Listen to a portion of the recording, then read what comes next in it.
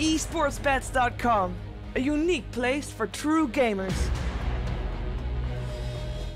The only place to bet on esports events. You know your way around a competitive gaming scene and are willing to take a risk? Watch regular broadcasts and earn real money. esportsbets.com. Foresight, passion, and calculation. Starladder falls! Lakewood are doing it! They're gonna take it! He's gonna bring down Burning. Alone with a double kill. Dropping fast. Mana points there. He's still alive! Wait, second slide. He's got one side. He's got a second. He's taking it. They're overdone on three! They're all dead!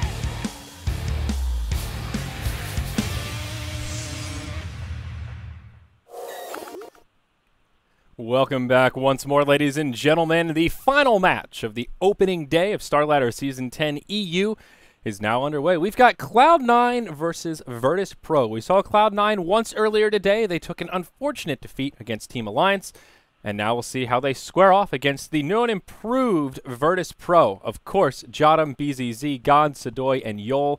Sort of a combination of the old Rox Kiss and the old VP guys. I'm Zyori, joined remotely by Synderen once again. Synderen, what's the good word, my friend? The good word is that Virtus.Pro will always pick Tinker if they can. That's that is pretty much the story of every single VP game I've seen recently. It seems like it's God's favorite hero, and it seems like Virtus.Pro are most confident when they have that Tinker on the mid position. But I think Cloud9 going into this game knew this, and the trade they're getting is something of their own, which is the Doom +1. And I want to mention, as far as the game against Alliance went, we just saw how Alliance completely manhandled the new Secret team. And Cloud9 actually put up a really good fight against Alliance in that game. And I think Cloud9 could have won the game with a couple of different decisions than they made. And a little more crisp play, they could have probably taken that game. So Cloud9 wasn't looking bad today at all when they lost. They made a couple of mistakes, but their early game was really good. And if they pull that kind of stuff off against Virtus.Pro and they counterpick a Tinker like this, maybe he never really comes online. Yeah, two great heroes to deal with Tinker. The Doom Ultimate, of course, needs no introduction, and the Silence from Skywrath, the two tools right there. The other hero that comes to mind as a counter to Tinker is Spectre. What do you think about that, Synderen? How good is Spectre against the likes of Tinker? The best counter to Tinker for me is, like, the best counters in general are heroes that can find it. That's the key to beating a Tinker. So generally, heroes like Clockwork can be really good because you can rocket in the trees and you can find him, then you can hookshot. A hero like Skywrath Mage, if you even see Tinker for a moment, you can throw the concussive shot and it will follow Tinker and you'll find him. And then any sort of long duration silences once you've caught him, like Doom with a blink can also catch Tinker off guard. The reason Spectre is good is exactly for that reason, that she can find Tinker. Wherever he is, you can haunt, then you get vision, and you can just follow him down with a Spectral Dagger. So she also falls into that category. I don't know if I would say she's the best counter, but she's maybe the best counter that's a carry. Unless you want to count Storm Spirit as a carry. Again, the same reasoning, he can catch Tinker, and Static Remnant gives vision, so... Yeah. It's kind of the category. One of the issues when you draft the Spectre versus the Tinker that I've definitely seen is Tinker can come online a lot more quickly. If he has a good time in the mid lane, maybe if some of the supports roam over, if they don't block the Ancients, and he gets a very fast set of BOTs, he can start blinking around, get that Dagon up, and cripple your team before your Spectre really has anything that's all too scary.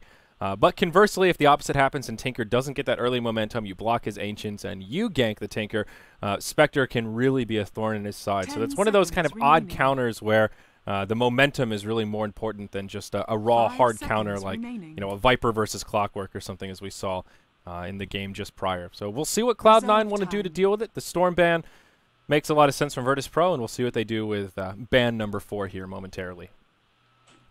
It could be the Spectre ban, but I don't really think Cloud9 plays it that much. I think Eternal Envy does play the hero, but I haven't seen them playing it much. Instead, they're going to ban the Drow, which I think makes a lot of sense. We've seen the Drow Visage in the previous game from Cloud9. It's also another silence against the Tinker, which doesn't hurt. But I have a feeling that it wasn't Cloud9's plan anyway when they grabbed the Skywrath. I think they want to do something else. The Clockwork for Bone 7 is still in, and that is, as I mentioned, a really good counter to Tinker. He's also one of the best offlaners on Dire because he can change the equilibrium with the cogs and actually get the experience that other offlaners struggle to do. And it's also one of those classic hero player combos. Bone 7 is very well known for his Clockwork and kind of pioneered that armlet play way back when, and, well, it certainly could be an option here. Cloud9 will settle for Shadow Shaman with their second support, and adds a little bit of pushing power to the mix, as well as some nice crowd controls, even more tools to deal with this Tinker if they can catch him. Yeah, my question is how they want to put their mid lane. Skywrath and Shadow Shaman can actually be a decent roaming ganking combo because you have the concussive shot to set up to get in and reach the shackles. It's not the most potent damage-wise, but in terms of control, it's pretty okay. So if the mid laner Cloud9 puts as one that can deal the actual damage to the Tinker as long as he's held in place, then they could probably bring him down. I'm thinking, again, something like a Viper that they had in the previous game. Maybe even a Dragon Knight for a secondary stun and then the Breathe Fire. I'm also thinking in terms of Cloud9's preferred picks. Fata loves playing that Dragon Knight. Also has good synergy with the lineup in general, being able to take towers. Well, it's not going to be the Viper, that's for sure. Yeah, Faceless Void is still available here as well, and hero that's okay when dealing with the Tinker, and they have the Skywrath for some nice synergy there with the Mystic Flare. But you can time walk into the tree, so if you have an inkling of where Tinker might have gone, you can use that. And of course, Chronosphere. If you catch the Tinker out, not a hell of a lot he's going to be able to do. But we'll see. I mean, a Void Clockwork could be an okay way to round off this draft. If they're okay with putting a Doom mid, though, he'll struggle against Tinker, I suppose, in the early stage. 5 seconds. I'm a big fan of the Clockwork here. I don't know so much for the last pick for them. It is also an option that they play either the Shadow Shaman or the Skywrath Mage as a core in mid. Both of them actually do very well with early farms. Shadow Shaman for pushing towers mainly, Skywrath Mage. We've seen Na'Vi doing that in a couple of games recently with Dendi. Well, there's your Void. Well, you got one right. Let's see if they get the Clockwork Zone. This makes me think that they don't get the Clock, because those two heroes, as far as synergy goes, Void, Doom, and Clock together, it's too much melee, and they don't really synergize that well. So probably the last hero is going to be the mid hero for Fata, and I'm imagining something ranged. Maybe his puck gets pulled out in this game. Yeah, that's a possibility for sure. Virtus.Pro will pick up the Shadow Demon with their fourth choice, and another one of those heroes that pairs oh so nicely with Mirana. Disruption into Arrow, pretty easy setup there, and well, just all around a pretty solid support in the mix. 2 bans left, at least. If I'm Virtus.Pro right now, I'm thinking, how good is Cloud9's safe lane actually going to be? They have a Skywrath Shadow Shaman support combo, which has control, as I mentioned, but not too good damage. So if they run a strong tri-lane into that, they could probably beat it, like whatever the third hero is on that lane, because I'm imagining it's either Void or Doom that they will safe lane and off lane the other one. Yeah. So if that's the case, then Virtus.Pro will be looking for an early, strong lane support. And maybe Cloud9 are thinking, okay, what can they combine with Shadow Demon? There's Lina or Leshrac, which are the classic choices, neither of which really get used that much. Or the Mirana is, as a matter of fact, a support, and then they ban out a core who could do well with the lane. And if that was the case, then Centaur, I think, was a great ban. He is so potent with Shadow Demon in lane. It's incredible. Yes, you're absolutely right about that. You set up with the Disruption, you run in, easy hoof stomp, double edge, and with the Soul Catcher on top of it, the damage output is simply ridiculous. That is... yeah, one of those combos you don't see too often, but it's scary. There's your mid-hero. It's the Invoker. So not quite the puck you were talking about, but similar choice in context of the debate of whether or not a Clockwork would come out. So I guess that means who's the off-lane here? Or will Cloud9, you think, just commit to an aggro try? I think they will off-lane the Doom, and then they will safe-lane the Void for Envy. No, looks like it's the other way around, at least from the initial picks, but they may swap if they want. Yeah. So the thing I like... the Tidehunter there as well. Yeah. The thing I like about the Invoker pick for Fata here is Puck's weakness in this game would be the laning stage, where against a Viper mid, for example, Puck will struggle a lot, but Invoker can deal with most one-on-one situations if he plays Exhort. He gets good damage, he can get early Forge Spirit. Just having one of them actually makes a big difference in the lane.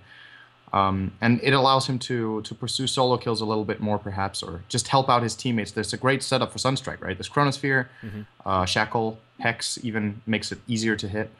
So the synergy as far as Cloud9's lineup goes is really good, but so is Virtus.Pro's. And if they want to run an aggressive tri-lane with Tide here, I think that's a really cool idea. Because Tide as a melee farmer is not really your best or your common idea for a tri-lane. Either you run a safe lane melee, or you run an off-lane ranged as the core. That's generally the case. But when you're playing against a melee farmer, as we can expect the Doom to be, then perhaps Tide tri-lane would actually be a pretty interesting choice. I would love to see that from Virtus.Pro this game, because they have 2 good solos on the other lanes. Yeah. Absolutely. Well, we'll see where they end up. They do smoke up as a 5-man unit. Yol on the Shadow Demon starts boot first. So looking for some initiation power with that disruption, and I think they're hungry for some first blood. They even have another smoke on the Mirana. Tide with a lot of regen. Could be a farming Tide Hunter here. Time will tell. BZZ starting off with his Ring of Protection as well. Smoke gets broken. Yol looking for the disruption. He finds it. And this should be a first blood. Arrow will connect onto Eternal Envy. They'll converge, and Doombringer, he falls. It's Sadoy on the Tide Hunter that picks up the first blood and grabs all that yummy bonus gold. 409 gold on him. That's his boots. He's going to send them up immediately on Cluckles. I wonder what that's called, actually. It's called something in Cyrillic here. Yeah. Wonder what that means. Can't pronounce it. Not able to transcribe that, but with these boots on Sadoy, I think they're considering the aggressive trialing as I was thinking. And it looks like that is indeed going to be the case here. And I like this choice a lot. Now they have boots on Shadow Demon as well as Tide, so catching up to a target is going to be really easy. The follow-up arrow from Jotun will make it easy as well. And Cloud9 need to be a little careful on their safe lane. As long as their supports get levels, they can definitely deal with this threat, but the first 5 minutes are pretty scary. Yep. And Radiant did put a ward down right smack dab in the middle of their jungle on the high ground so they can catch wind of supports rotating towards the mid lane, potential smokes, and just a good bit of intel that can come from that ward. Dire side will get some vision control of the top rune and then put down their other observer here inside the tree line on the bottom lane to try and secure some safety for their off lane.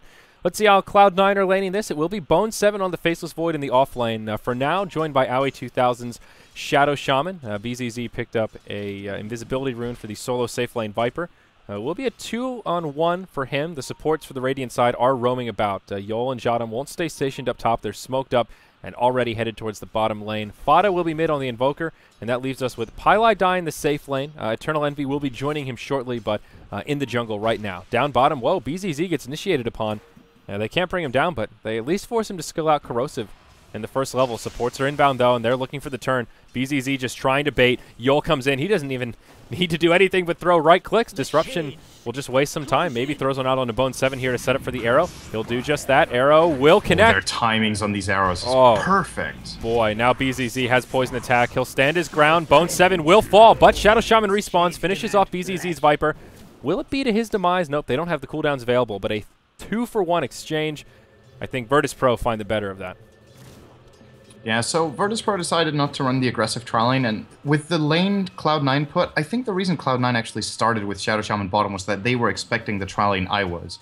And if that was the case, then running 2 supports up in the top lane that couldn't fight would be pointless. Speaking of... they missed it.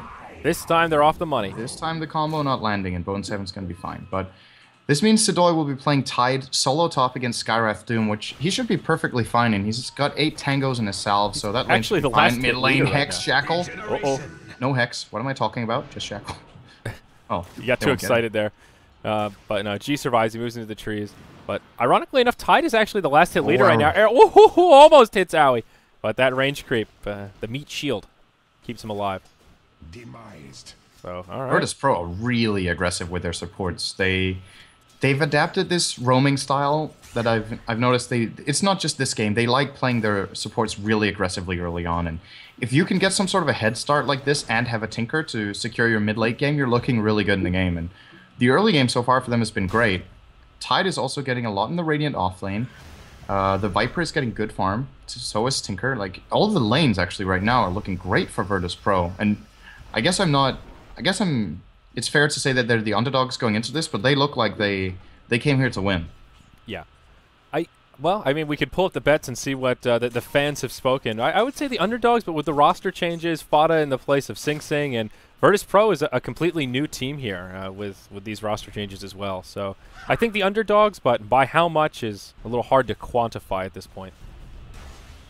We will see a smoke rotation from the 2 Virtus.Pro supports, though. Yol and Jadam staying so aggressive here. Another smoke used, and they will try to find another kill. Can they get the setup, though? The boots first on Yol, proving successful. Arrow will be on the mark this time. Pylai Dai gets stunned up, and he should take a tumble. Shadow Demon picks up that one. That's now a killing spree for this Shadow Demon. 3-0-1 at only 3.5 minutes. Wow. It's great for Shadow Demon to get these early kills too, because it means he can play as a position 5 without being starved for farm. So if he buys all the wards, he can still probably get the Arcane Boots or the 4 Staff or whatever he wants to get. And at the same time, the support Mirana, who it's okay she doesn't get the kills, because I know this might sound odd, but in the Constellation Virtus.Pro are playing, it might be more beneficial to have gold on Shadow Demon than Mirana in the start. She's mainly there for the connection of arrows. I don't think they're intending for Jottam to turn into a position 4 core at any point. So it's okay that Mirana doesn't get any farm, but Shadow Demon with just a bit of farm is very useful. Yep, definitely. And just to they're follow spotted. up, This gank won't work. Yeah, just to follow up on the bets, it is actually 45 to 55. Cloud9 slightly the fan favorites really? here, but a lot more even than I would have fascinating. thought as well. So the fans have spoken. There is some confidence in this new Virtus.Pro lineup. Probably a little tilted since Cloud9 were defeated earlier by Alliance. Maybe that influenced the bets a little bit, but interesting nonetheless. Yeah, that's. I would have probably guessed it would be something along the lines of 67 to 33, just based on performance at the International, which is the best, still the best guideline we have of recent And we times, saw but- Virtus.Pro in the Battle Arena tournament the other day, and they lost in the first round as well. So we'll see. 5-1. They're off to a good start in the first 5 minutes here. 1,500 gold, about 1,200 experience in their favor, and already the supports rotating back towards the top. They're pretty aware of it, though. There was that ward that scouted their smoke. They know they're in the jungle, and you can tell Eternal Envy and Pylai Die very defensive positioning about this Tier 1 tower. And if the game starts slowing down a little bit like this, the one thing that Virtus.Pro need to try to make sure happens is that they need to make more and more action across the map as long as they can, because Cloud9 are starting to get a foothold here where all their lanes get some decent farm. They have great mid-game, as we pointed out, with Invoker together with Skywrath, Void together with Skywrath, Invoker. They even have the Doom to initiate and take out a target. So even with good farm on VP, Doom can negate a lot of that, and just the other heroes on Cloud9 give so much control that I would say it's important for VP to stay ahead and not just fall back on and chill out in this game, in lack of a better word. Yeah, it sounds pressure's weird low. given that they have a Tinker and he is one of the kind of ultimate late game heroes, but you're certainly right. Cloud9 have the tools to deal with them. I want to ask you about this Orb of Venom up on Eternal Envy. Kind of his first big item, not big item pickup, but his first little stop off here. Why Orb of Venom in the context of this game, I guess, is my question for you, Master Synderen. It's a 12% slow on a melee hero, and it's very expectable for him to be able to hit the opponent because he's playing against a melee lane opponent himself. So when the ganks come in, this just gives them another tool with which to get the kills. And in addition to that, maybe it helps him a little bit in terms of just controlling the lane. He might be expecting to be a lot alone against the Tide, and just this little bit of extra harassment that doesn't get blocked by Kraken Shell. That could be the reasoning here. It's not unusual for Envy to get this, by the way. I think he gets this in most Doom games when he's either one-on-one or lanes against a melee. Interesting. And looking at the Tinker, he is going for the Laser March build. No points in the Missile, but level 6, 3 points in March. They've already started stacking Ancients. It is a triple stack, it looks like here. 2 sets of Dragons and a set of Lizards. And Cloud9 don't seem all too concerned about it. They haven't put down any wards to try and block it. And there is a Radiant Observer on the low ground there, but nothing stopping those Ancients from getting stacked up. And God is well on his way to some decent BOT timing here as he looks towards the Ancients. Up top, Sidoi does get cornered a little bit, but will actually go kind of man mode on Eternal Envy. He is pretty damn tanky here. 3 points in Anchor Smash, 2 points in Kraken Shell. He does not have too many fears. Also now level 6 has Ravage with Arcane Boots. Yeah, this Tide is feeling the benefits of that farm he's picked up in the early stage. And Aoi rotating in towards the mid. He was looking like he went toward bottom, and then he changed his mind and turned around, but he is in a really awkward position right now. He sure is. So Jottam just hanging on to that arrow, but I don't even think he'll need it. Yeah, that's a laser to the face, and she says, well, thanks for the gold, friend. Not sure what that was This about. ward right here, giving value. Yeah. Jottam was trying to arrow him over here, but then Aoi changed his mind and went back, but they still knew where he was going because of the ward, so it was only one possible place he could be. And gets them a really easy kill. God getting that kill too means his blink and his arcane, or sorry, let's try again, his travels will be even earlier. And with that quad stack of Ancient, he could have it at like 9 minutes here with Bottle and Soul Ring. That's really excellent timing. Cloud9 have reason to be a little worried, I think. There's nothing really happening from their side in the game. Yeah.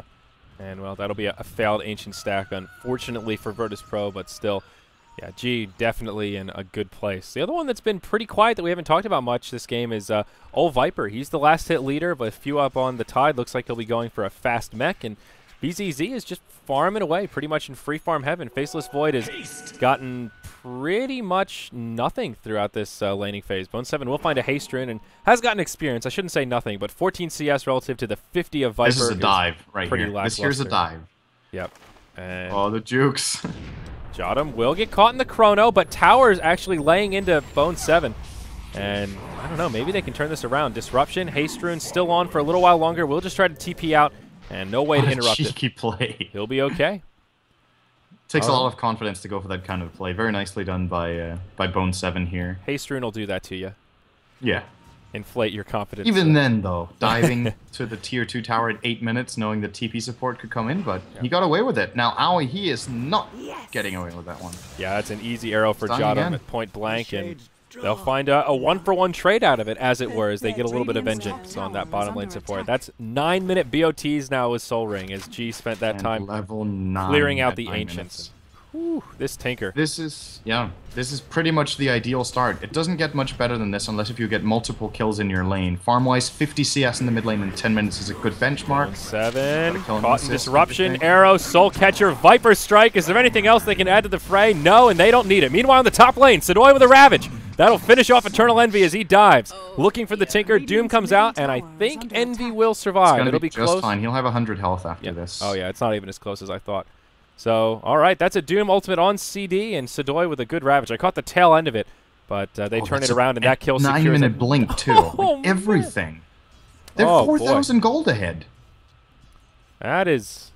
And that's without a tower. Oh, my God. That's pretty sick. That's a 400 GPM advantage at 10 minutes without towers. That's the amount of farm that this Tide got is just unreal. He has 50 last hits, and Sadoy was pretty much solo. I mean, the support's roamed up a couple times, but for most of this game, it's been at least a 1v2, and he's actually out farming the Doom right now, which is what happened. Is Tide really just that good against Doom? If he plays a one-on-one lane, Tide will win that because Tide beats melees. But there was also supposedly a Skywrath a lot of the time, but we just really haven't seen any sort of impact yet. We have a level 7 Skywrath, and I haven't seen an ultimate from him yet. I haven't even seen an assist, and just looks like Cloud9 are struggling to find some sort of opening in the game. Aoi seemed almost desperate in his movement. He's died 4 times as a result of that because he's like, well, can't really kill top. I want to go somewhere and find some sort of kill or experience. And the nature of how Aoi plays support is that he likes to get farm and he likes to get levels. And you can just tell how starved he is in this game. And now they need the smoke gank to work. It's actually crucial that Aoi gets level 6 so Cloud9 can start taking towers, because right now this game is completely getting out of hand and it's very early at that. Yeah, they'll hop forward. Chrono onto BZZ. If he can just survive the Chronosphere, he has a mech and might be able to turn it, but no, they've got the damage to lock him down. The Sunstrike on top of the Mystic Flare, just too much. But now the turn, Sadoy comes in. No Ravage available, but he just tanks the Skywrath Mage. Now Bone 7 on the run. He does not have the mana for a Time Walk, and very well may fall here. He grabs it just in the nick of time. What a close call. Aoi 2000 taking some rocket damage as G joins the party, has a rearm, but doesn't even need it. That's a double kill as he finishes off the Shadow Shaman. Now Fada in big trouble, nowhere to go. Takes an arrow from point blank, and a triple kill for the Tinker. Oh, boy. He got a blink in 2 minutes, or 2.5 minutes after his BOTs. So he accumulated about 600 gold per minute in the last 2.5 minutes. Wow, look at his net worth I don't know. now. This game is... Virtus.Pro is really showing some stuff today. Yeah, he's about 7,000 on net worth. The leading farmer of Eternal Envy is about 4.2k. That is a huge jump, and there is nothing slowing down this Tinker right now. Now that he has Blink, he can move around the map so much more effectively, can be a little more aggressive and hop into the trees, push lanes that much easier, and here we'll see another kill come out in the bottom lane probably. Disruption onto Pylai Die, and Rockets will be enough. Yes, it will. There you go. Unstoppable streak for G. The Soul Catcher buffing up that damage so much more. Wow. Just wow. Sadoy, Blink, Ravage at the ready. Bone 7, feeling the heat. He gets out of the kitchen. Sadoy hops forward. Arrow from long range, from downtown, as they say, Cinderin. It's just a disaster for Cloud9. They're getting picked apart. Well, to be honest, they can't fight at this point. Like the only tool they have to take reliable fights is Chronosphere, and that was on cooldown. So what do Virtus.Pro do? they start putting pressure. They know that if they get the fight on their terms, there's no way in hell they're going to lose. And they will always get them on their terms unless Tide gets doomed. And Doom was not there. So it's very easy at this point for Virtus.Pro. They've just put themselves in such an incredibly good position with the early movement that they can pretty much play the game like they want right now. As long as it's an aggressive way, they're going to be fine. Envy, Envy trying to TP home. No. They've got the arrow, and he'll get punished for his aggression. Tower will get denied. At least it should here. Yep, they'll convince. So they get a tier 1 bottom, they deny the tier 1 top, and they get the kill on the position 1 Doom. That couldn't have really gone much better for Virtus.Pro. The question is when they start taking more towers. Like, they still have Ravage, so I think this top tier 1 is just a freebie. I don't know if Cloud9 can defend this at this point. And they can hold their own at the same time. Tinker will just TP bottom, start using March. It's Cloud9's best bet right now is to avoid fights and try to trade. But trading against Tinker so early in the game when he has this farm is like nigh impossible. Yeah. So very easy tower for Virtus.Pro, and they're closing in on a 10k gold lead at this point. This is pretty impressive play, I have to say, and I would say it's a combination of them playing a really great game, but also that Cloud9's draft kind of allows them to, at least it has so far. And I'm looking for that mid game to kick in where Cloud9 has a chance of a comeback, but at the rate this is going, they might never get there. Yeah, I mean, Fada has now picked up his Hand of Midas. He has 2,500 gold, so he will start to come online when he has a little bit more time to farm away. But yeah, I don't know. This is just so much momentum. Even with a Hand of Midas, catching up to the Tinker at this point seems like a pretty ambitious plan. Virtus.Pro have not been stacking their Ancients, so Tinker can't just revert back to a super huge stack. But now the level 1 Dagon comes out 15 minutes in. Blink, BOT, Dagon, and Soul Ring on the Tinker. This is really, really impressive from G. I don't know that I've seen a Tinker farm this fast in a competitive game. I think we can count on one hand the current GPM he has. What's his GPM? 556 in a 15-minute game. Yeah, that's pretty incredible. Bata. Yeah. He's going to get initiative on. Okay, BZZ is really far in. He's going to get doomed. Oh, the Ravage on 5! Oh, no. The Chrono comes out, but it doesn't do a hell of a lot. Boards come down as well, but Virtus.Pro just tank it up. Tide takes down the Invoker. Bone 7 looking to make an escape. He has Kime Walk in about 1 second. The star will not be enough, but Sadoy hops over the tree line with his Blink Dagger and just chops him down with an anchor to the face. They'll now get to clean up the wards. That's about another hero kill worth in gold spread amongst the team, and I don't see much stopping Virtus.Pro from taking out this tier 1 tower now that Cloud9 have lost their 2 cores, the Invoker and the Faceless Void. Arrow searching again from Jotum. Will not find anyone, but actually will. Scouts out by wanted to go Light for that. Sadoy, he's just so tanky now. He hops right in and completely zones him out. Well, the tier 1 tower may stay standing, but still a 2-for-0 trade. Obviously, Virtus.Pro coming out way ahead there. Such a beautiful Ravage from Sadoy, though. He blinked over the Chronosphere. I don't know if he was going to get caught in it, but blinked right in the middle of the fray. Connected on 4 of the 5. I don't think the Void got hit by the Ravage, but set it up for everyone else to do the follow-up damage. And even the Doom on Viper. He's the mech carrier, so he is a high-value Doom target, but he's just so damn tanky. I don't know that you really want to focus him down. I feel like Tide is just a... Who do you Doom here, honestly? Tide, Viper, and the Tinker are all kind of equally valuable targets almost. I think dooming the Viper like they did is a great call because he's the mech carrier right now, and mech is just so powerful 15 minutes in. Yeah, there's another arrow combination. Envy. Yep. He will perhaps live. Just kidding. Takes the Soul Catcher and the Medallion. No way he's living on from that one. Owie hops into the trees here. No Blink Dagger. Have a TP. He's dead too. They scouted out. Shadow Poison's there. Soul Catcher and, well, Dagon for good measure. God now wicked sick. 4-0-10 on the Shadow Demon, and Tinker is now 7-0-5. 12,000 gold. There's no way. So here's the problem, right? If you're Cloud9, you have to try to find some sort of way of getting a grip back on the map. And what teams playing from behind usually do is that they either smoke gank or they take trades. They can't trade because they're against a Tinker. And they can't really smoke gank because they're smoke ganking into a lineup with Tide. Oh, here we go. This might be the opening the Cloud9 really needed. Great Meteor as well as Deafening Blast. Okay, it's all about the Meteor. And VZZ, he'll fall as he gets doomed. Sadoy still alive somehow, but he will fall in the end. That's the end of his dominating streak. G with the March of the Machine from the trees. Looking for an opportunity to try and turn things around, but we'll have to just blink back to safety. And Cloud9 finally show a sign of life with that Chronosphere and pick up 2 kills on much-needed targets, and they end a couple of streaks there as well. G just hanging on in the trees. Moonlight Shadow was deployed, and he will BOT out. And Roche that was gets the pinged. timing window to hit, because as I said, they can't trade, so they have to try to take a fight. But it's very hard for them to fight into Ravage. But Ravage was on cooldown, and they got a good chrono from Bone 7. Virtus.Pro a little bit overconfident, considering they don't have Ravage. Maybe they should have waited that extra 20 seconds until it was up and then pushed the tower. But just this slight opening gives C9 2 kills and allows them to start setting up for Roche. Whether they'll get it though, doesn't look that likely at this point. Yeah, and that will be, unfortunately, a wasted Rasta Ward cooldown. As Virtus.Pro just respawn too quickly, Sidoi has the Ravage available, and he'll just start working to that Refresher. Perseverance up, and 1,400 gold to spare. Not too far off the mark. BZZ moving right into his Ag Scepter, and same story. Only about 1,500 gold away, and we'll see that Viper Strike on a super short cooldown.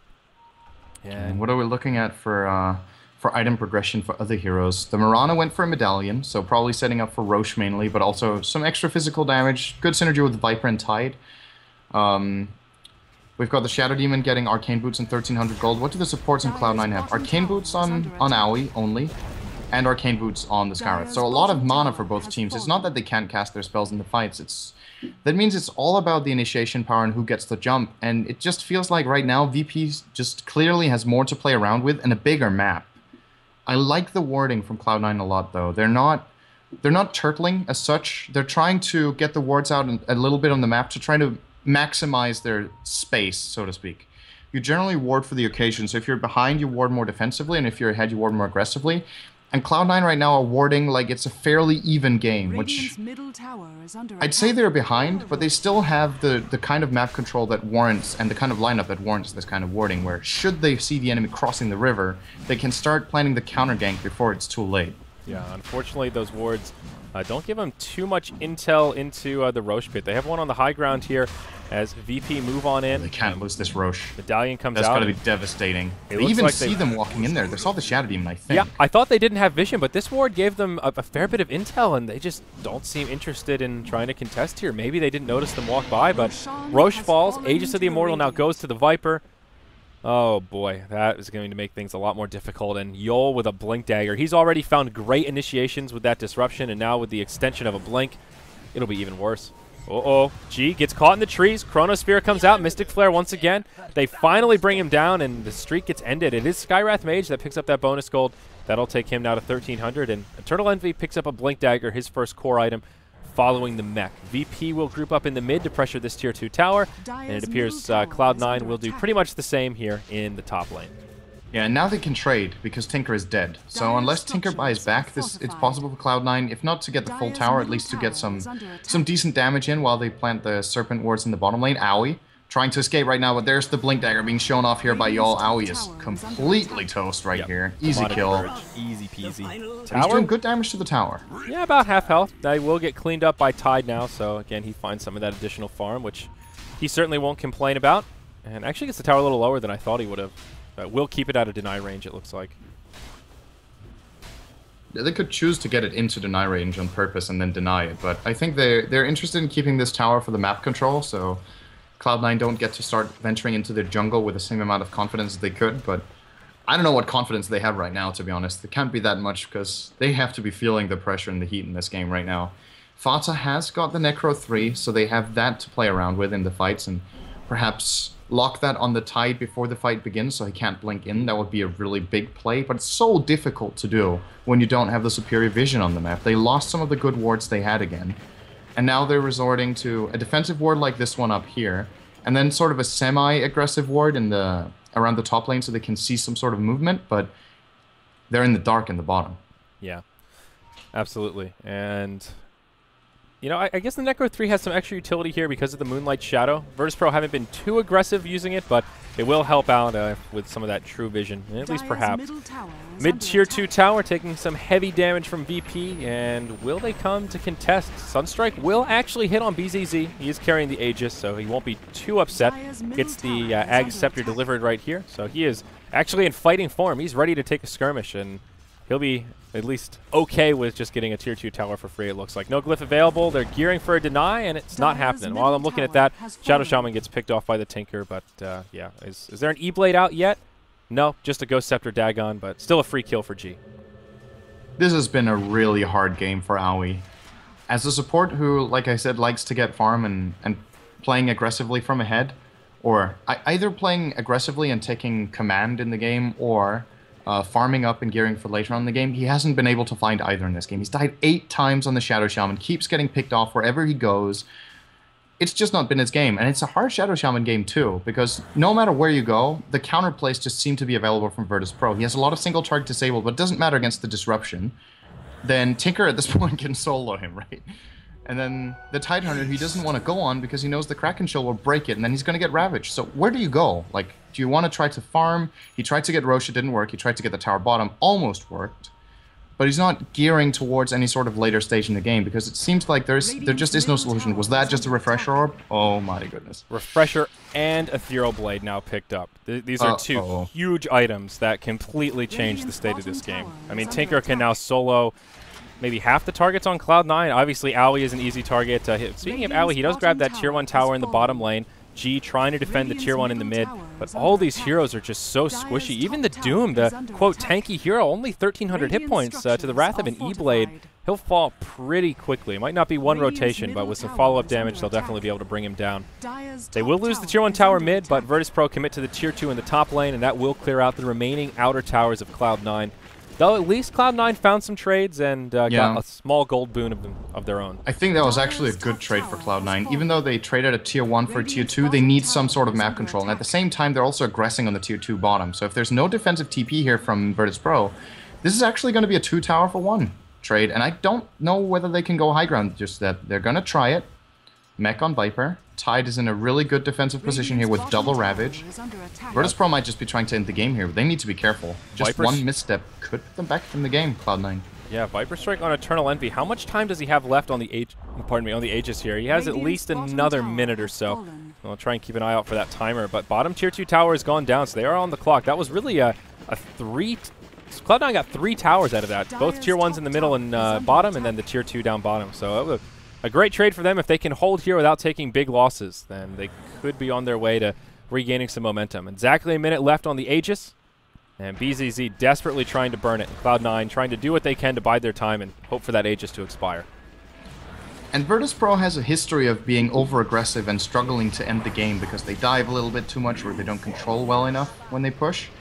It looks like they're taking their time here, being patient and doing it just like they should. Ravage on 5. That's the way to initiate a fight. Second Ravage after the Refresher. Where's the follow-up damage, though? Doom falls. He'll buy back. Fada, the second to go down. That'll proc the Aegis right before it expires. If they can take down Eternal Envy again, that will be a dieback. But no, BZZ comes back to life. They will commit some damage. There's the Mystic Flare. Is there still a Chrono? There certainly is. The defensive disruption and an arrow hits Bone 7. Meatball flies through, and that'll be the end of Viper. And Virtus.Pro, they take an okay fight, but the follow-up damage just wasn't there. 2 beautiful Ravages, and the rest of the team just couldn't get in position.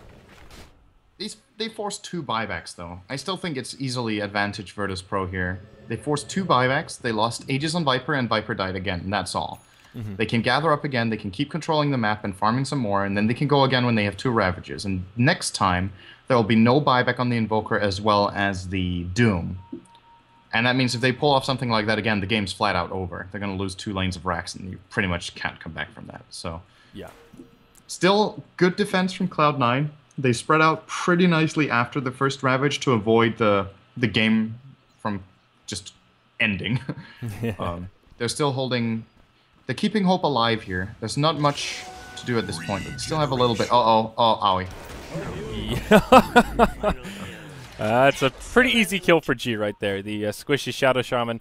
Not much he could do other than, well, maybe position himself a bit differently. What was his plan down here? I mean, this bottom tier 2 tower's already gone down. Okay, just the Owie greed kicking in there. Okay. Well, I think it's the right play too, because his own jungle is completely covered by the Doom as well as the Void. They have to have somewhere to farm. So where does he go to try to get his progression? There's nowhere else. Yeah, he has to try the enemy jungle. They have no vision, though. I feel like that's just such a dice roll, moving into the enemy territory on a hero like Rasta, who's not particularly mobile. Of course, he has a Blink Dagger, but I don't know. And also in the context of if you just walk by the Tinker, that's a free kill. Seems like the risk isn't quite worth the return there, but I don't know. Maybe that's just me. You're the expert here, Synderen. Well, yeah, if he dies like that and doesn't really get any farm, of course it's a loss, but... It's just a vision thing. I mean, they're completely dark in the Radiant jungle. You have to try it, right? If you're this far behind, you know pretty much one mistake in your base is going to lose you the game.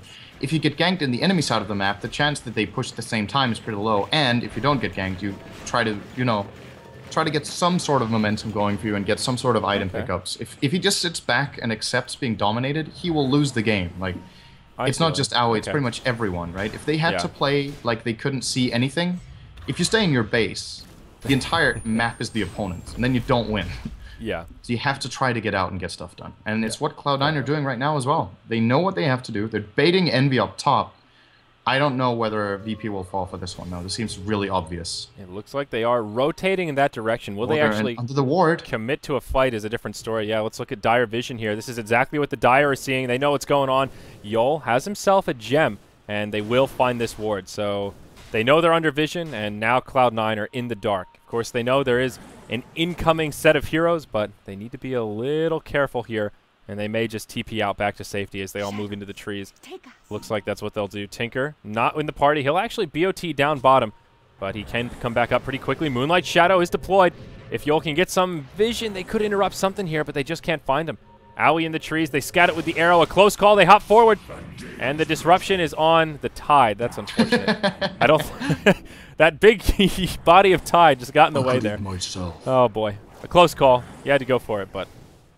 Yeah, well, they forced 4 TPs out of Cloud9, so yeah. Any sort of move Cloud9 were looking for was disrupted, and now they're in control of the map again. And Eternal Envy goes back to farming the bottom lane. G will just clear out the Dire Ancients. Invoker now with a BKB. This is a step in the right direction. Of course, BKB, the ultimate trump card against Ravage if you can use it at the proper timing. So will help out Fada quite a bit in this next fight. Will it be enough? And of course, the key is that timing. If you pop it too early, then the Tide will just wait and try to hold the Ravage. So you need to use it right as you know they're committing, but before the Tide has used his Ravage to initiate, which is easier said than done, I think, more often than not.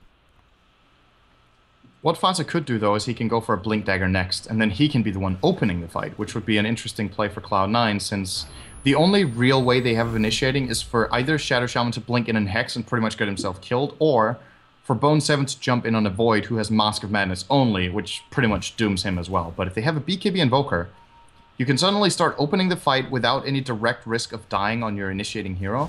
And if he gets like an Ice Wall or a Tornado into a Meteor and the Deafening Blast combination, the classic Blink play, then that could give Cloud9 a chance of winning a team fight. And I think that that's the kind of play they need at this point. Yeah, certainly so. And now Cloud9 have lost their vision. The gem pickup for Virtus.Pro, very well timed here, as they've taken map control and they move into the Roche pit. Look, this is the dire vision we're looking at right now. They've got one Observer ward down, just barely outside of their base.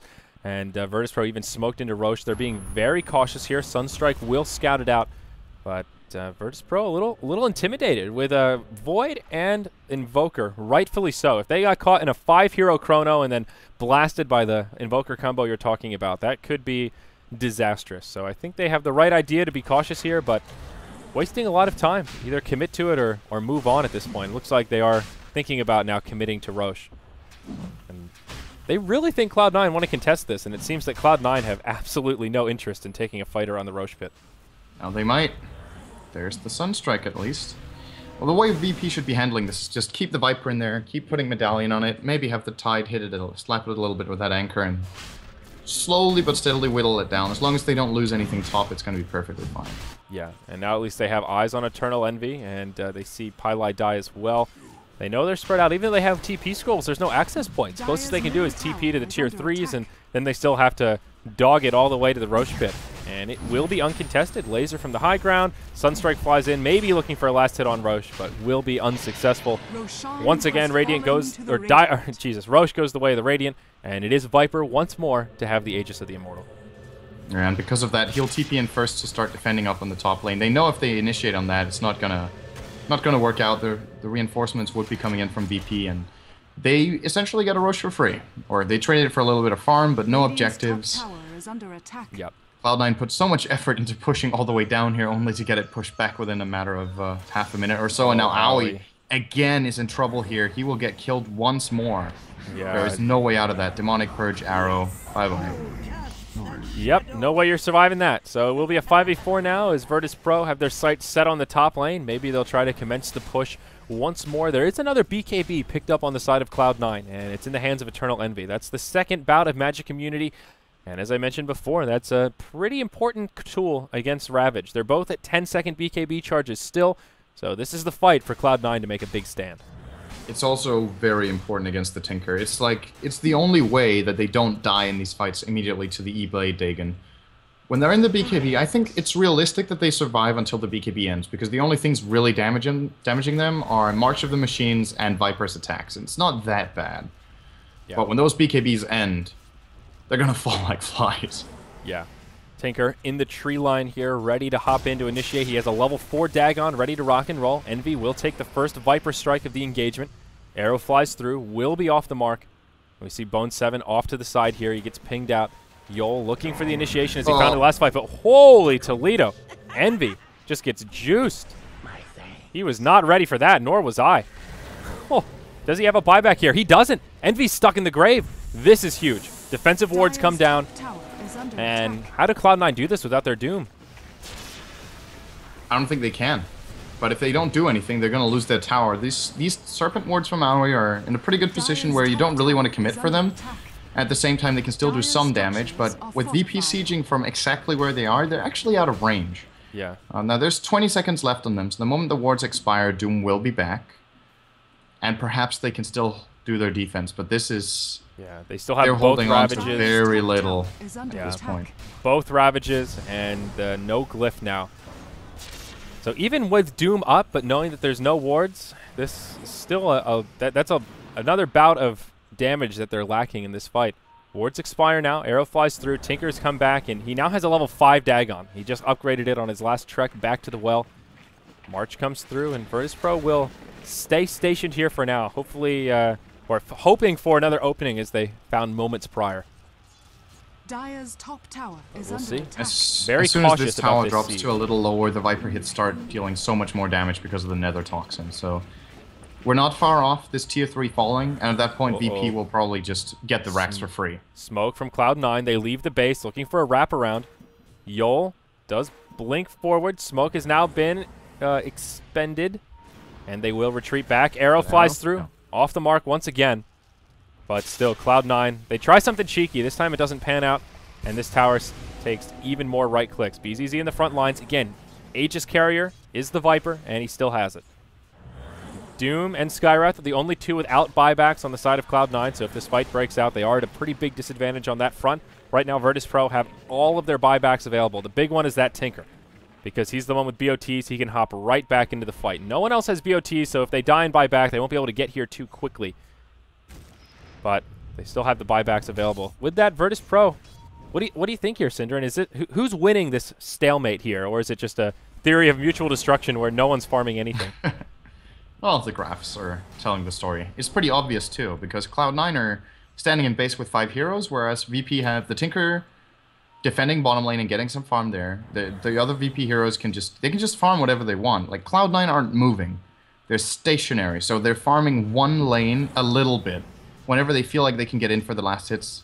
On the contrary, VP are farming every single last hit. Oh, here we go. Yep. Chrono on to Sadoy, the target of choice, and they'll bring him down perhaps. No, defensive disruption keeps him alive. He's silenced though. Can he get off a Ravage? No, he can't. BZZ stuck in the trees, and it looks like he will fall for the first time. That brings back the Aegis. Aoi got picked off around the side by the Tinker, and he'll be coming right back up. Tide has bought back. He TPs to the mid tower and coming back in. Tinker goes forward, drops Pylai Die. He'll take the first Doom now on the retreat. Rasta wards have come down, but they won't do a hell of a lot of damage. Viper Strike onto EE. That'll push him back, and right now it's a 5v3 on the field. Great initiative to take down the Tide, but now that he's bought back, he has both Ravages available. Cloud9 stuck without buybacks. Virtus.Pro really want to seal the deal here. Yeah, they don't have buybacks. They used Chrono. They used Doom. This is one lane. The question is if they're going to get more than that. Tinker didn't die either. He got doomed but survived in the end of the fight, so he still has the buyback. And that means VP can easily go for this first lane, and then after that, if Tinker gets 1 or 2 pickoffs, even if he dies for it, it opens up for the secondary lane to be pushed, and VP would be making a mistake to not commit at this point, and we see God will indeed TP in here. And he going to blinks start back to spamming some rockets safety. and marches. But the tower has fallen. Now the racks are exposed. Still no glyph available, and they will go for the sure damage on the ranged racks. They don't want to commit to the melee quite yet without taking a fight. It is now a 5v5 on the field, but the cooldowns are the big difference. Still 40 seconds on Doom. Roster Ward's down for another 30. Chrono coming up in 15. So they will have that big one. Ranged Rax will be destined to fall. And now what about Virtus.Pro do? They'll stick around for now. This is an odd siege. One of the longer sieges I've ever seen. Both teams just stalemated. Cloud9 essentially watching their Rax fall, looking for the opening, but Virtus.Pro just aren't giving it to him. Viper Strike onto Eternal Envy. Once again, will start clicking him down.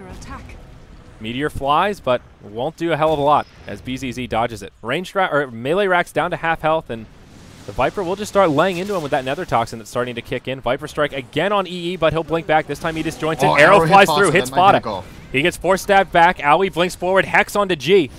Down, now comes the Doom, but a 4-staff back. There's the Chrono. They want this Tinker, but the defensive disruption again. Yol with beautiful positioning. Keeps him alive through the Mystic Flare. There's your first Ravage. Sadoy, Refresher, still available. Gets silenced now. Second Ravage, still available. BKBs get popped, and he'll wait. He just needs to survive the damage. He gets caught inside the wards. There's your second Ravage. Connects only on EE. The others fall a little short.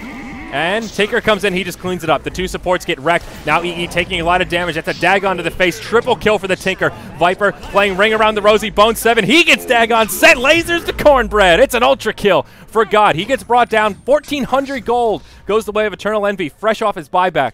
But the damage has been done. Tinker with an instant buyback as well. Moonlight Shadow deployed. He's ready to come back in. Arrow flies through. It's a bloody rampage here, Cinderin. Oh, this Tinker is out of control. This should secure the top lane of Rax. Now Cloud9. No more buybacks remaining. It's just Invoker and the Doom available, and I think Virtus.Pro will hang around a bit longer. Yeah, watching these fights makes you think, what if Cloud9 were only half as far behind? They're so incredibly far behind. They're actually still putting up a really valiant defense here. But VP's lead is just way too big. The second Ravage, as you said, from Sadoy was pretty underwhelming. Only hit the Doom, and that Doom didn't even die immediately after. So essentially kind of a wasted second Ravage. Well, at least it zoned them out, I guess, but he wanted them to come in, kind of. But even then, like, VP's lead is just too big at this point. I think Cloud9, the Chrono from Bone 7 there was absolutely phenomenal. He had 4 targets, one of which was tied. Only the Shadow Demon was able to keep the Tinker alive outside. And the combination from Cloud9, it's just not enough anymore. It's pretty simple. They're just 20,000 gold behind. And if they weren't, that kind of play wins them the fight. Yeah, it was good setup. I think the key in those two engagements, both the Chronos we saw in that really long stalemate, I really coined Yol as the MVP. He was far enough back very well. Both times, was not caught in the Chrono, and the target they were going for, he got the defensive disruption off. First time, I think it was the Tide, and he bought him some time. Not enough, unfortunately. But the second time, Tinker would have certainly fallen in that had the disruption not come out. So Yol with just uncanny positioning and helps keep his teammates alive. He is still yet to die this game, by the way. He is 4-0-15 on this support Shadow Demon, who's also just about to hit level 16 as well. It's also why it's cool going for the Blink Dagger on Shadow Demon, because generally the defensive plays from Shadow Demon, you need to stay in the somewhat near proximity in order to get the disruption off at the right time. But when you have Blink, you can be like 12, you can be 1,500 range behind the fight. And the moment someone initiates, you can blink in and disrupt instead of staying in, let's say, 600 range and risking getting caught by something like a flanking move or some sort of time walk surprise that you weren't ready for. But with this blink pickup, he's just so flexible with his positioning. He can stand so far away that there's no way in hell he's the one getting initiated on. And then you could just count on the counterplay. You know it's coming. And that means God can't even expose himself knowing that he will be saved. Yeah. So Tinker is really at critical mass now, moving into a Bloodstone with his spoils. He'll have it now. Yeah, very close indeed. Yeah, pulling for buyback is silly right now as he is on cooldown for another 3 minutes or so. He was the last one to buy back, so he'll have it in a pretty delayed timing. Cloud9, well, they find a little item progression. Invoker with a Scythe of Ice, that's something. Look at the Mirana. Let's see here. Oh, she has a Scythe of Ice. Whoa, daddy. Scythe, Force, and Medallion on the Mirana. Wow. Yeah, Jotun I said she wasn't going to be really a position 4 core, and this also isn't a core Mirana build, but the amount of value on it, it's a 10,000 gold build. So she definitely has the position 4 core equivalent of farm here. Yeah. And it just gives them even more opportunities to initiate, because now it doesn't come down to the Great Ravages or Tinker bursting someone. They can actually hex the Void. And if they do that, I don't see the counterplays from C9 being powerful enough without a Chrono like what Bone 7 just produced before. Yeah. There's no way. Sunstrike will fly into the pit. This has been scouted out. Moonlight Shadow's already been used. And Jotum, he is, at least the mobile ward right now, leaps to the high ground. Tire Sentry comes down. He needs to be careful. Roche falling quickly, but not quickly enough. And Cloud9 will get in position to contest it. All of the ultimates are available on both sides of the coin, less that of the Moonlight Shadow.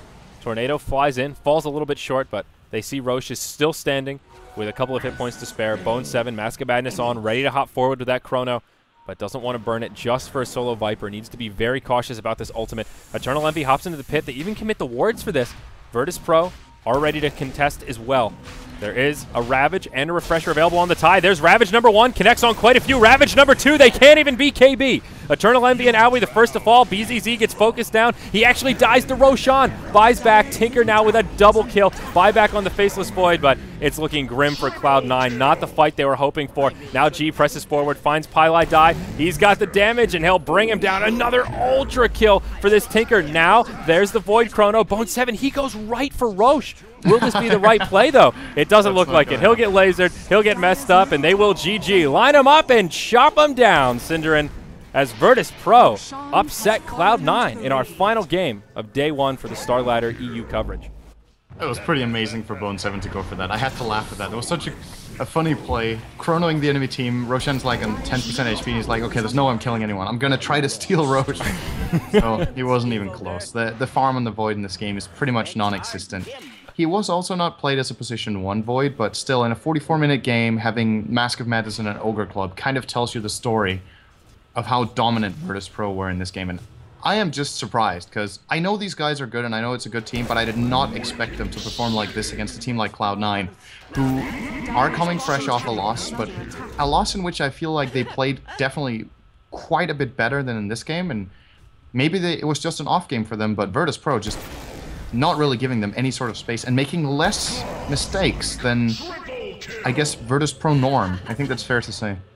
Yes, definitely. And at the very least, this Virtus.Pro roster now, I have some pretty serious faith in this team as we move into this next season post-TI4, and they have more time to practice together and really come online, because this was a very impressive performance. And not even just in the later game once they started getting the ball rolling, but in the laning phase. They won every single one of their lanes. Tide did a great job up top in pretty much a 1v2 environment. Viper, well, he won the mid lane, no big surprise there, but no, pardon me, he was in the safe lane. He did just fine, and G had like the best opener pretty much imaginable for a Tinker. Had Ancients to kill, and oh man, we're gonna be stuck watching them push the base here. I don't know what happened with that, but I guess Cloud9 just left. Why is the throne not blowing up here, Synderin? Well, Cloud9 called GG, but I guess someone cancelled it. Oh, okay. And now they're fountain farming. Okay. I think the lot's telling them to end the game, but who knows? I can't read. Well, we'll have a moment here for some funsies, but wow. I wanted to look at the final scoreboard before we switch our overlays, but maybe we'll wait. Now it's going to be a little bit misleading. Yeah, now perhaps they're getting a lot of bonus kills right here. Not even worth looking at this point. But wow, just wow, that Tinker performance. So I guess the secret against Virtus.Pro is ban the Tinker, huh? That was, as you mentioned in the draft, if they can first pick it, they will, and they certainly did it here. But it wasn't just God's Tinker. I mean, he had a great performance in this game, but what really allowed them to do what they did was the early rotations. The Shadow Demon Mirana duo worked out wonderfully for Virtus.Pro. They found so many kills. Sidoy played an amazing Tide. He had one not-so-good Ravage in the Dire base, but the rest of them were completely on point at the right times in the right place. They just outclassed Cloud9 in this game. There's nothing more to add. They put better lanes, they played better, they moved better, their team play seemed more coordinated. It's a new Virtus.Pro team. I have to say, this was a very, very impressive performance for me. So, well done. Absolutely. I certainly cannot disagree on that front. Synderin, it was a pleasure, but that brings us to the end of our first day of Starladder EU. It's just getting started, guys. This is Season 10. I know many of you have been asking, where is the ticket? Oh my god, you forgot the ticket. We didn't forget. It's been approved. We're just waiting on the next patch. As soon as the patch comes out, the ticket will be there, and Valve time. What are you going to do? It's out of our hands, folks. But if you don't have the ticket yet, you're not missing anything. It is still yet to make it into the game. I'm Zyori, solo in the studio for now. LD is coming back this Sunday. He'll be back in the fray, and we'll have at least one of the Davids casting again full-time. But joining me remotely today was Synderin. Thank you so much, sir. Make sure you guys follow him on Twitter, at SynderenDota. I'm at Zyori TV. Both those can be found in the title of this broadcast, and, of course, at Beyond the Summit as well. Synderin, any closing thoughts for all of your fans out there? See you guys tomorrow. We're going to be casting some more games. Yes, absolutely. And some more good ones of that. I believe the opening match tomorrow is El Clasico, a Na'Vi versus Alliance. Not quite the same El Clasico it was last season, but a big match nonetheless. So with that, guys, one last plug. The BTS Chroma collection, guys, we're coming towards the end of it. Crowdfunding for T-shirts. We've got 4 days left, and we've sold 92 of the 150. It's the BTS logo on the front, and They're All Dead on the back. We designed the shirt. You choose the color. I'll drop some links in chat for you guys to check it out. We have to meet the goal for them to be shipped, so if you want one, time is of the essence. Live in the now, and go ahead and pick them up. They're pretty cheap, 18 bucks a piece plus shipping. They ship internationally, and there's a lot of colors available. They're American apparel as well, so they're legit shirts, none of that cheap crap. They're actually comfortable and will survive a few rotations of the old washing machine. I think I'm off to stream for the day, Synderin, but that's it for us. We'll be back tomorrow for Day 2, Starladder EU.